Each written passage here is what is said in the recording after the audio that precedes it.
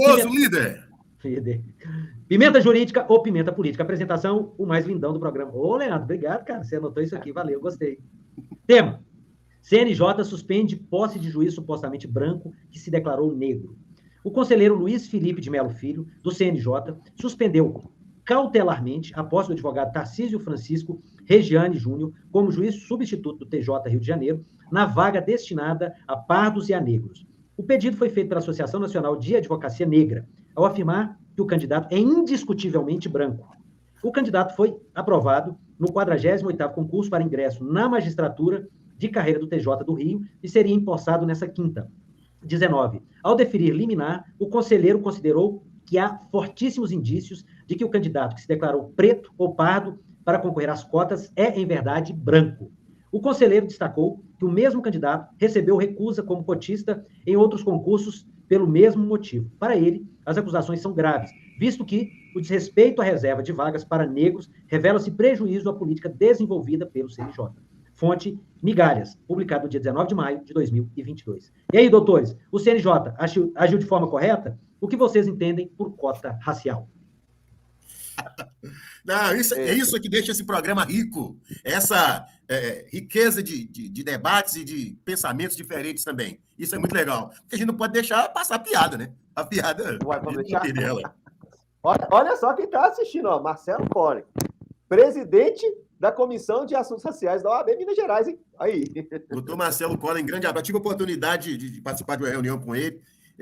Além de grande advogado, é um cara que conhece muito sobre esse assunto, viu? Muito respeito por ele. Então, vamos lá, então. O que acontece? 13 de maio de 1888, a grande Princesa Isabel, dando uma de boazinha, né? Boazinha nada. Foi lá e assinou a tal da Lei Áurea. Acabou a escravidão no Brasil. A partir de agora, é proibido a escravidão no Brasil. Dia 14 de maio de 1888, todos os negros estavam na rua. Todos os negros, casa, não tinha mais comida, não tinha mais vestimentas, não tinha mais lugar. Não tinha mais. Simplesmente colocaram esse povo na rua. Jogaram todo mundo na rua. Isso dia 14 de maio de 1888. Mas os donos de escravos ficaram no prejuízo? Não. O Estado brasileiro foi lá e pagou, porque era uma propriedade. Agora eles não são proprietários mais. E o Estado confiscou. Se confiscou, tem que pagar. Pagou. E aí, os senhores de escravos ficaram lá na boa, e quem mesmo apanhou, quem ficou lá a vida toda vivendo na escravidão, foi para a rua, foi para a sarjeta, foi para um lugar onde que não conseguia mais alimento, não conseguia comprar nada, porque não tinha dinheiro, não conseguia trabalhar, porque ninguém contratava mais negro. Por que eu vou contratar um negro para poder fazer trabalho, sendo que eu posso contratar um imigrante italiano, que vai ganhar menos do que um negro? E aí, o que aconteceu? O pessoal começou a se aglomerar, porque não tinha o que fazer, né? Começou a se aglomerar. O que o Estado fez? Criou-se o Código Penal, proibindo a capoeira, criando o crime de vadiagem, porque agora, se você ficar na rua, você não tiver trabalho, você vai ser preso. Ué, o cara não tem lugar para trabalhar e agora também não pode nem ficar no lugar. O que vai fazer? Vai desaparecer? Vai desaparecer. Bom, isso é uma questão histórica. Não vamos discutir a questão histórica. Não vamos discutir a questão... a dívida, nós temos uma dívida histórica com os negros. Gente, foram 400 anos de escravidão no Brasil.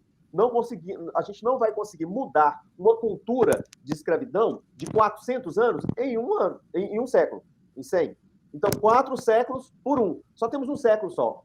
É muito difícil a gente mudar essa cultura. Até pouco tempo atrás, a gente ainda tinha pessoas que foram escravizadas. Pessoas que nasceram lá na época da escravidão. Isso há pouco tempo, porque tem pouco mais de 100 anos que aconteceu, que foi assinada a Lei Áurea.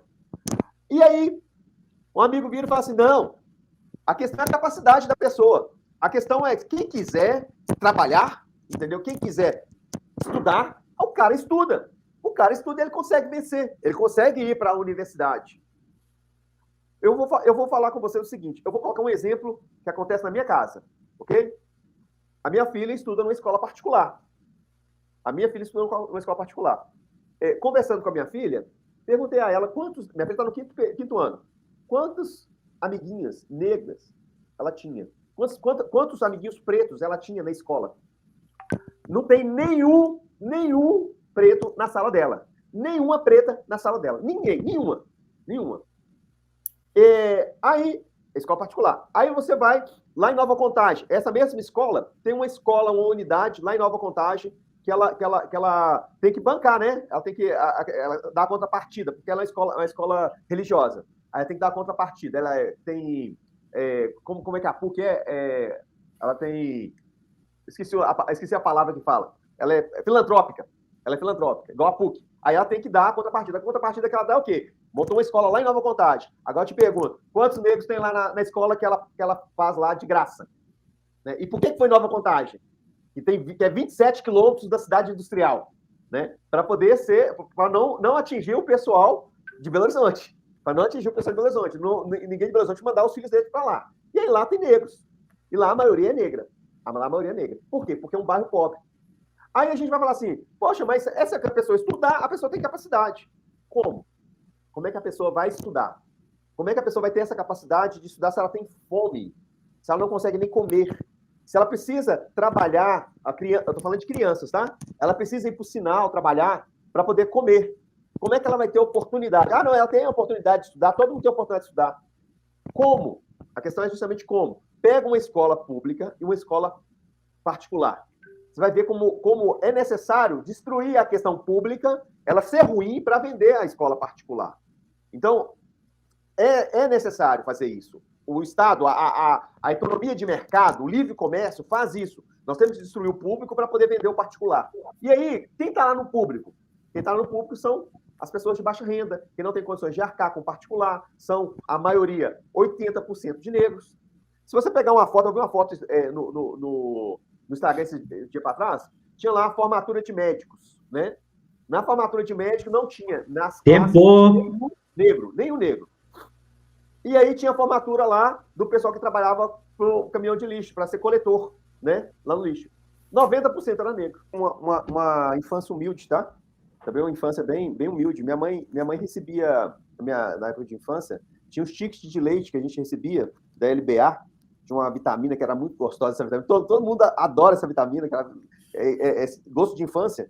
E eu lembro do ministro Magri, que foi o ministro do Trabalho, da Economia, do Trabalho do Collor, do Fernando Collor de Mello. Isso. E ele foi para a televisão e falou assim, gente, aqui está o ticket de leite. Esse ticket de leite, ele virou moeda de troca. O pessoal vai para a padaria e troca esse ticket de leite no cigarro, troca esse ticket de leite na cerveja, na cachaça, na pinga. Então, esse ticket de leite a gente não vai distribuir mais por causa disso. Isso virou uma moeda de troca. Leandro, e só pra, não vou interferir, não, só mais outra coisa que ele falava também, que as mulheres passaram a ter mais filhos por causa do ticket de leite. Para ter ticket de leite. E aí, o que aconteceu? Tiraram o ticket de leite, acabaram com o ticket de leite.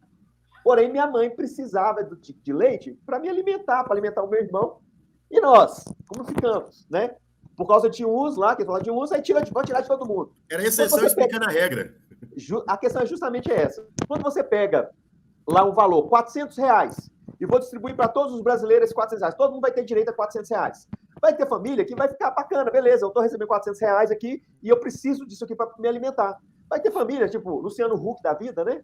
Não vai fazer diferença. O que é R$400 para ele? Né? Vai ter família que vai ter receber 2 vezes, né? Vai ter receber 2 vezes. Vai ter família que R$400 não é nada para ela. Isso chama igualdade, quando a gente pega e divide de forma igual para todo mundo. Porém, nós precisamos de quê? De equidade. Não basta somente a igualdade. E a equidade, o que é? Realmente eu ver que a família que precisa desses R$400, receber os R$400, ou então receber R$800, e a família que não precisa não receber. Então, qual que é a questão da cota racial? A cota racial é justamente a gente distribuir de forma equitativa, né? A gente tentar dar uma equidade para a distribuição de renda. E essa distribuição de renda, através do concurso público, o cara trabalhar, né, como servidor do Estado, através das escolas públicas, então a gente dá as faculdades públicas, a gente dá acesso, então a gente faz essa distribuição equitativa. E a gente não pode pegar a exceção, que foi o caso desse camarada aí que quis se passar por negro para poder se passar, para poder burlar o concurso público, né? Para poder a gente justificar e exterminar com a regra. Porque a regra, ela é importante, ela é necessária. A política pública de igualdade, ela passa pela essa questão da equidade. A gente desiguala para poder igualar. E a gente não pode pegar a exceção para poder justificar e retirar uma regra que é interessante para a população brasileira.